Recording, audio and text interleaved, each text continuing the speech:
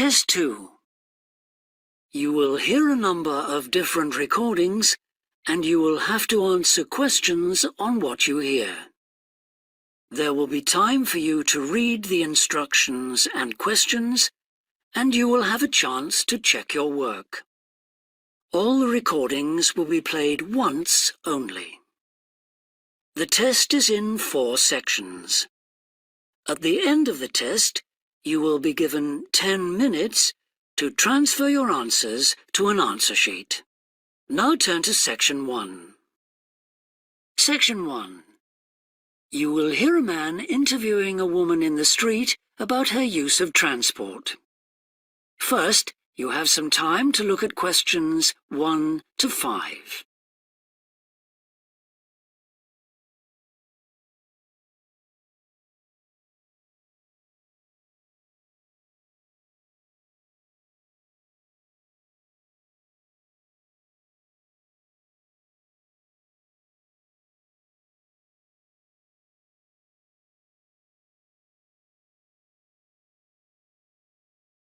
You will see that there is an example that has been done for you. On this occasion only, the conversation relating to this will be played first. Excuse me? Yes? I wonder if you could spare a few minutes to do a survey on transport. It won't take long. No, that's fine. Oh, lovely. The survey is on behalf of the local council. They'd like to know about what transport you use and any suggestions for improvement. Can I start by asking you how you travelled to town today? Sure, I came on the bus. The woman travelled to town by bus, so bus has been written in the space. Now we shall begin. You should answer the questions as you listen, because you will not hear the recording a second time.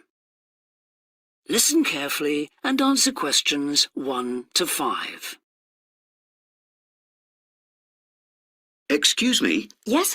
I wonder if you could spare a few minutes to do a survey on transport. It won't take long. No, that's fine. Oh, lovely. The survey is on behalf of the local council. They'd like to know about what transport you use and any suggestions for improvement. Can I start by asking you how you travelled to town today? Sure, I came on the bus. Great. Now, can I get a few details about yourself? Okay. What's your name? It's Louisa Yes. Hardy.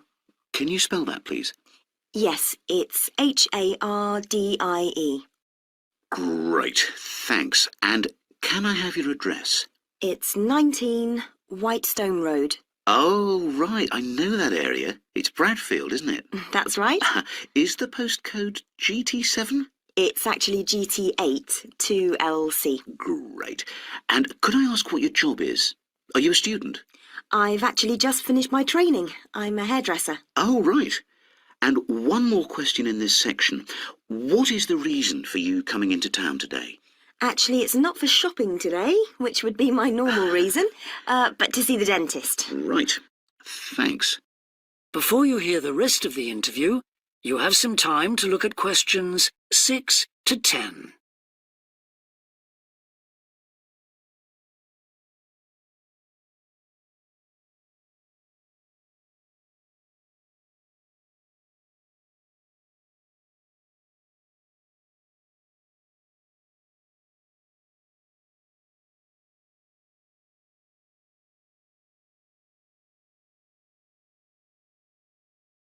Now listen and answer questions 6 to 10.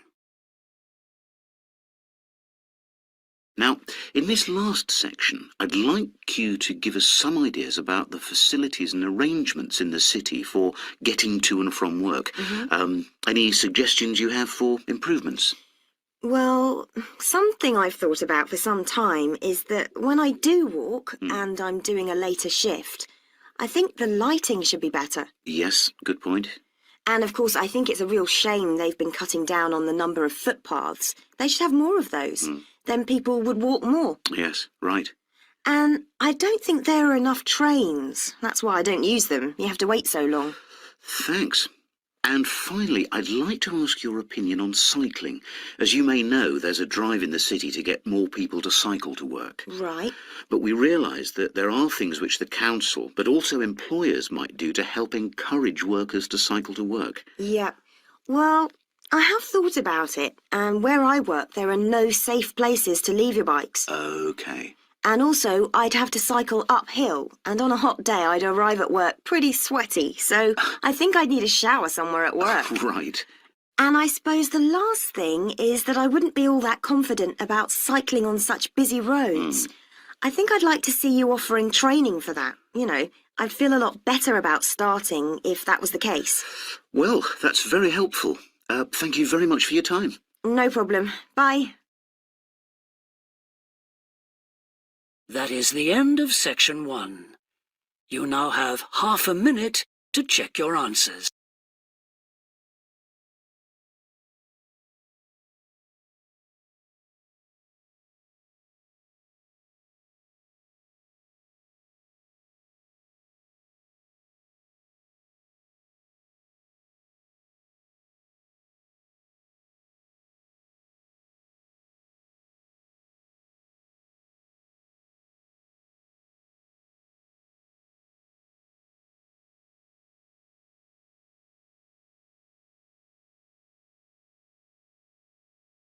Now turn to section 2.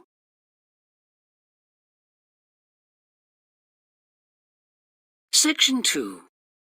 You will hear a representative of a city council giving information about 2 new facilities which are opening soon in the city. First, you have some time to look at questions 11 to 14.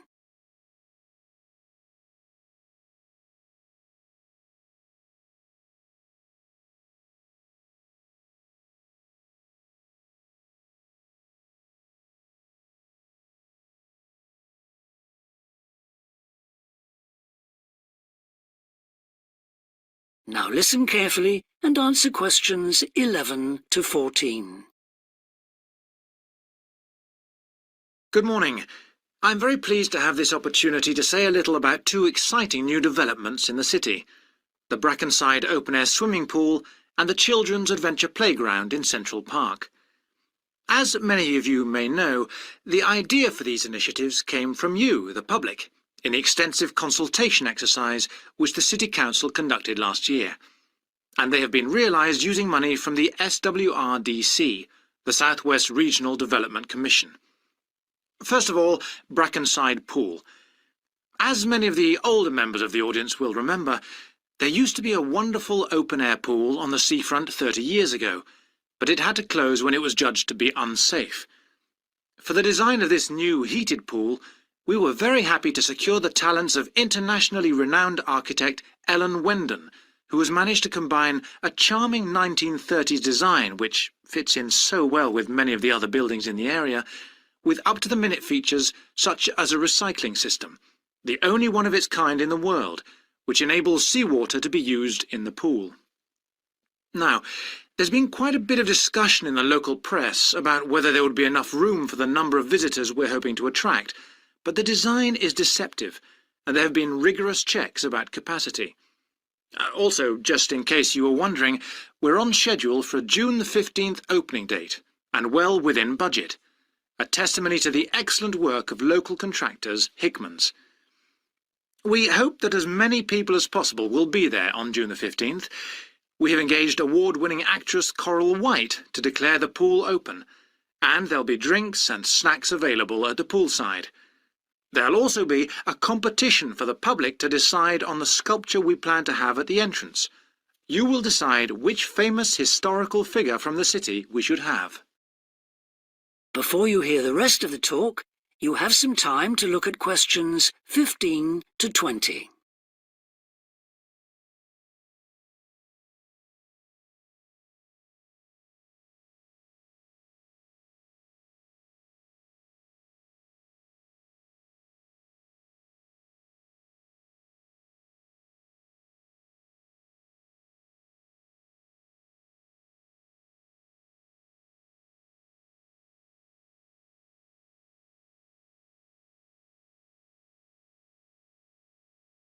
Now listen and answer questions 15 to 20. And now, moving on to the Central Park Playground, which we're pleased to announce has just won the Douglas Award for Safety. The news came through only last week. The unique design is based on the concept of the global village, with the playground being divided into 6 areas showing different parts of the world, each with a representative feature. For example, there is a section on Asia, and this is represented by rides and equipment in the shape of snakes, orangutans, tigers and so on, fauna native to the forests of the region. Moving south to the Antarctic, we couldn't run to an ice rink, I'm afraid, but opted instead for climbing blocks in the shape of mountains. I thought they could have had slides for the glaciers, but the designers did want to avoid being too literal. Then on to South America, and here the theme is El Dorado, games replicating the search for mines full of precious stones. And then, moving up to North America, here there was considerable debate. I know the contribution of cinema and jazz was considered, but the designers finally opted for rockets and the International Space Station. Eastwards to Europe then, and perhaps the most traditional choice of all the areas, medieval castles and other fortifications. Then last but not least, moving south to Africa, and a whole set of wonderful mosaics and trails to represent the great rivers of this fascinating and varied continent. Now, the opening date for our global playground is the 10th of July, and again, we'd love to see you there. So, make a date and come and see this magnificent, original new amenity right in the heart of the city. That is the end of section 2. You now have half a minute to check your answers.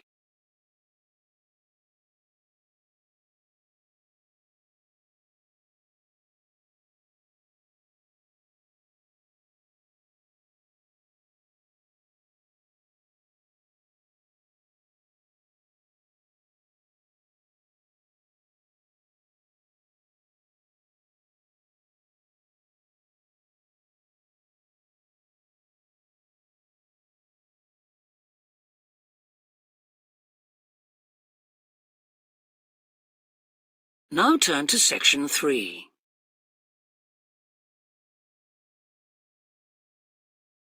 Section 3. You will hear 2 anthropology students called Victor and Olivia discussing their joint presentation about a Norwegian explorer called Thor Heyerdahl. First, you have some time to look at questions 21 to 24.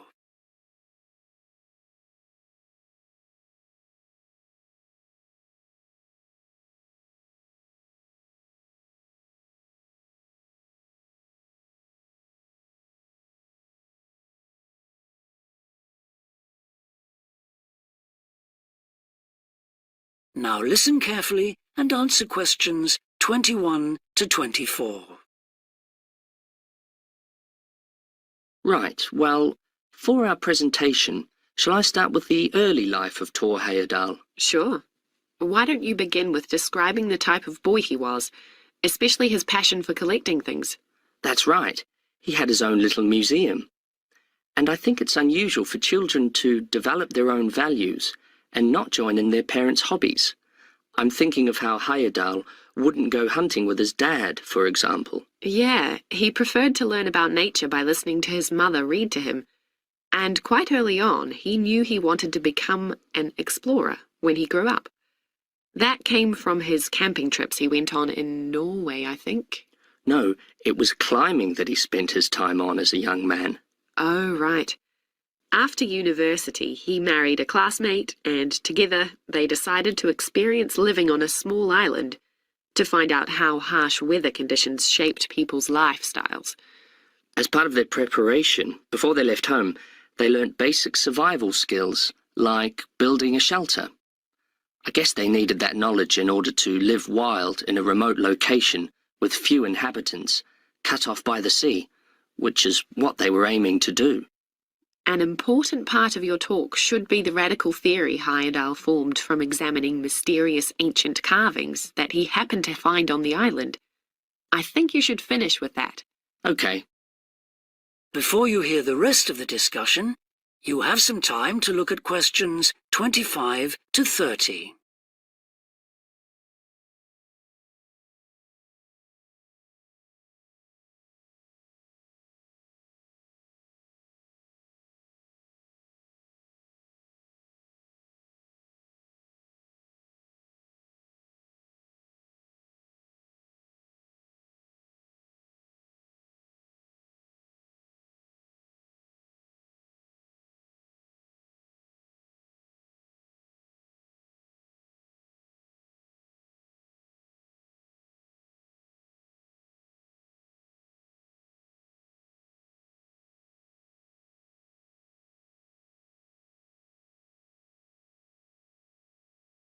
Now listen and answer questions 25 to 30. All right, Victor, so after your part, I'll talk about Tor Heyerdahl's adult life, continuing from the theory he had about Polynesian migration. Up until that time, of course, academics had believed that humans first migrated to the islands in Polynesia from Asia, in the west. Yes, they thought that travel from the east was impossible because of the huge empty stretch of ocean that lies between the islands and the nearest inhabited land. Yes, but Heyerdahl spent ages studying the cloud movements, ocean currents, and wind patterns to find if it was actually possible. And another argument was that there was no tradition of large shipbuilding in the communities lying to the east of Polynesia. But Heyerdahl knew they made lots of coastal voyages in locally built canoes. Yes, or sailing on rafts, as was shown by the long voyage that Heyerdahl did next. It was an incredibly risky journey to undertake. Sometimes I wonder if he did that trip for private reasons, you know, to show others that he could have spectacular adventures. What do you think, Olivia? Well, I think it was more a matter of simply trying out his idea, to see if migration from the east was possible. Yes, that's probably it. And the poor guy suffered a bit at that time because the war forced him to stop his work for some years. Yes. When he got started again and planned his epic voyage, do you think it was important to him that he achieve it before anyone else did? I haven't read anywhere that that was his motivation. The most important factor seems to have been that he used only ancient techniques and local materials to build his raft. Yes. I wonder how fast it went. Well, it took them 97 days from South America to the Pacific Islands. And after that, Heyerdahl went to Easter Island, didn't he? We should mention the purpose of that trip. I think he sailed there in a boat made out of reeds. No, that was later on in Egypt, Olivia. Oh, yes, that's right. But what he wanted to do was talk to the local people about their old stone carvings and then make one himself to learn more about the process. I see. Well, what a great life. Even though many of his theories have been disproven, he certainly left a lasting impression on many disciplines, didn't he? To my mind, he was the first person to establish what modern academics call practical archaeology. I mean that they try to recreate something from the past today, like he did with his raft trip. It's unfortunate that his ideas about where Polynesians originated from have been completely discredited. Yes. Right, well, I'll prepare a PowerPoint slide at the end that acknowledges our sources. I mainly used The Life and Work of Tor Heyerdahl by William Oliver. I thought the research methods he used were very sound, although I must say I found the overall tone somewhat old-fashioned. I think they need to do a new, revised edition. Yeah, I agree. What about the subject matter? I found it really challenging. Well, it's a complex issue. I thought the book had lots of good points. What did you think of the illustration? That is the end of section 3. You now have half a minute to check your answers.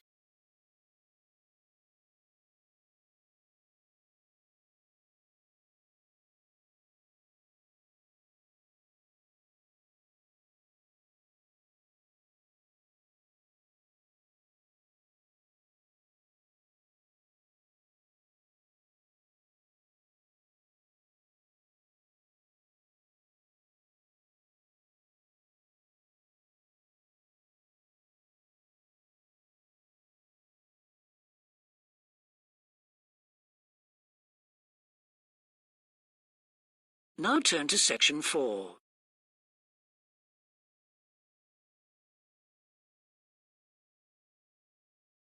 Section 4.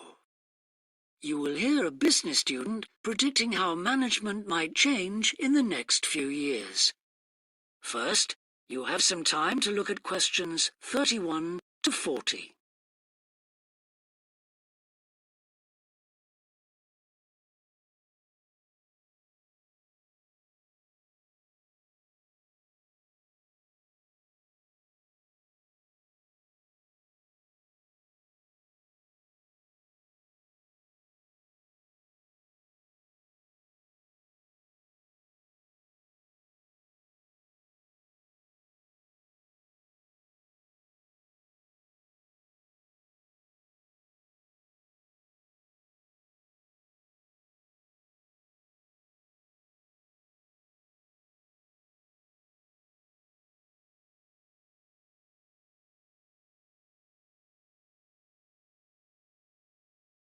Now listen carefully and answer questions 31 to 40. Well, I've been talking to managers in a number of businesses and reading surveys about the future of management. And what I'm going to present in this seminar is a few ideas about how the activity is likely to change in the next 10 years. It isn't a scientific statistical analysis, just some ideas for us to discuss. One area I want to mention is business markets, and I'm sure a really significant development will be a major increase in competition, with companies from all around the world trying to sell similar products. Consumers will have much more choice. For instance, food products sold in Australia might be manufactured in the USA, China, Finland, and dozens of other countries. At the same time, mergers and takeovers mean that governments are actually losing power to major global corporations. We can probably all think of companies that exert a great deal of influence, which may be good for consumers. A third point I want to make about markets is that in the rapidly expanding economies, such as India, China, Brazil, and Russia, demand is growing very fast. This is putting pressure on resources all over the world. I think businesses are becoming more open to external influences. In particular, companies are consulting customers more and more before making their business decisions. Companies are finding out what they want and providing it, instead of making products and then trying to sell them, which is the model of years ago. Another influence is that concerns about the environment will force manufacturers to extend product life cycles to reduce the amount of pollution and waste. And, in some cases, regulation will need to be strengthened. Many societies are much more fluid and democratic, and the structure of companies is changing to reflect that. I think we're going to see a greater emphasis within companies on teams created with a specific project in mind. And when they're completed, the teams will be disbanded and new ones formed. More and more people see work as simply one part of their lifestyle, and not the most important one. And as the workforce is shrinking in some countries, businesses are having to compete for staff instead of being able to choose among a lot of applicants. Typical examples that will attract and retain staff are traditional ones like flexible hours and, something that has been made possible by advances in technology, remote working, with people based at their home, abroad, or almost anywhere they choose.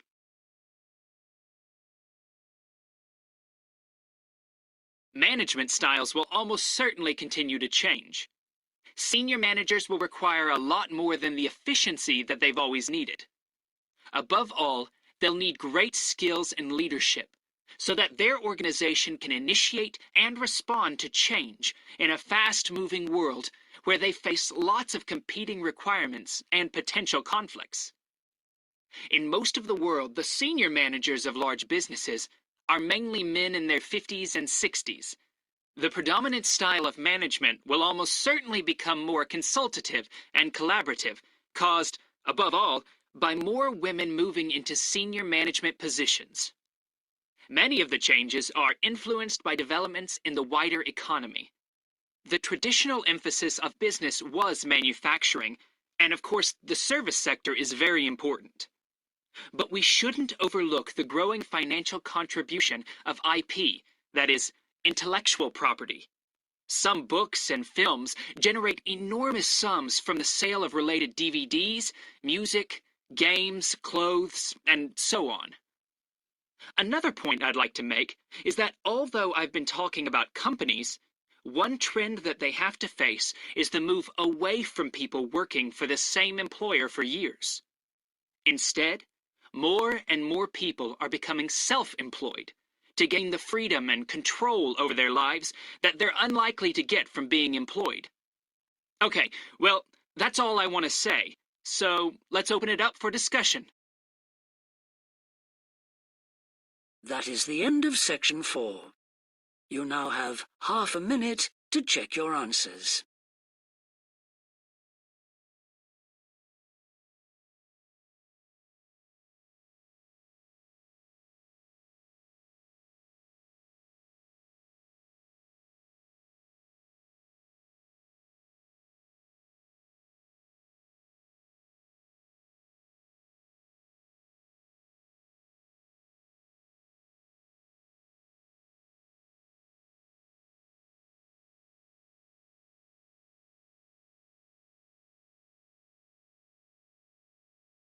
That is the end of the listening test. In the Ielts test, you would now have 10 minutes to transfer your answers to the answer sheet.